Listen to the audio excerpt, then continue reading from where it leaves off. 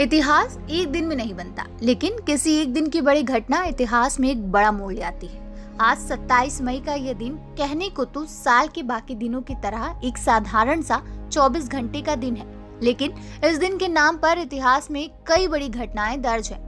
भारत के इतिहास की बात करें तो देश के पहले प्रधानमंत्री जवाहरलाल नेहरू का निधन आज ही के दिन हुआ था।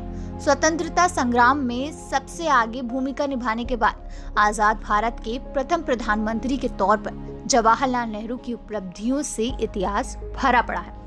आज ही के दिन 27 मई 1964 की सुबह 6:30 बजे जवाहरलाल नेहरू को पहले पैरालिटिक अटैक हुआ और फिर हार्ट अटैक।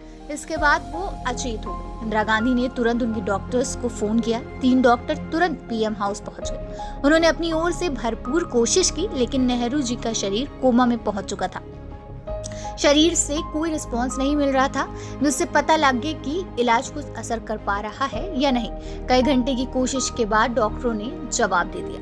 27 मई से लोकसभा का 7 दिनों का विशेष सत्र बुलाया गया था, जिसमें प्रधानमंत्री नेहरू खास तौर पर कश्मीर और शेख अब्दुल्ला के बारे में कुछ सवालों का जवाब देने वाले थे। जब वो संवाद में नहीं पहुंचे तो बताया गया कि अचानक उनकी तबीयत खराब हो गई है। दोपहर 2:05 बजे तक संसद में हर सांसद के पास ये खबर पहुंच चुकी थी। द न्यूयॉर्क टाइम्स ने तुरंत नेहरू के निधन पर एक अतिरिक्त संस्करण प्रकाशित किया। देश में भी समाचार पत्रों में दिन में विशेष संस्करण प्रकाशित हुए।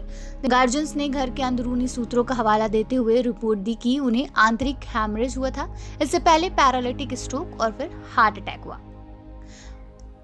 अब बात करें जवाहरलाल नेहरू के राजनीतिक जीवन के, तो बता दें राजनीतिक जीवन की व्यस्तता और संघर्षपूर्ण दिनों में लेखन के लिए समय निकाला करते थे और जेल के नीरस प्रभास को भी सृजनात्मक बना ली।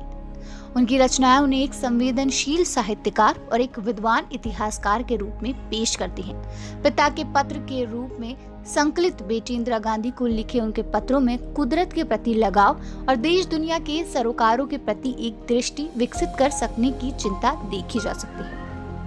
उनकी लिखी किताब डिस्कवरी ऑफ इंडिया ने सफलता के नए प्रतिमान स्थापित किए और इसके आधार पर बने भारत एक खोज धारावाहिक ने इसे घर घर तक पहुंचा दिया। उनकी आत्मकथा एन ऑटोबायोग्राफी में उन्होंने अपने जीवन की कहानी का सुंदर शब्दों में वर्णन किया। इस पुस्तकों के अतिरिक्त जवाहरलाल नेहरू स्मारक निधि ने उनके व्याख्यान, लेख और पत्रों को संग्रहित कर जवाहरलाल नेहरू वाङ्मय का हिंदी और अंग्रेजी में प्रकाशन भी किया। यूएनएन मीडिया की पूरी टीम की तरफ से देश के प्रथम प्रधानमंत्री पंडित जवाहरलाल नेहरू को शत शत नमन।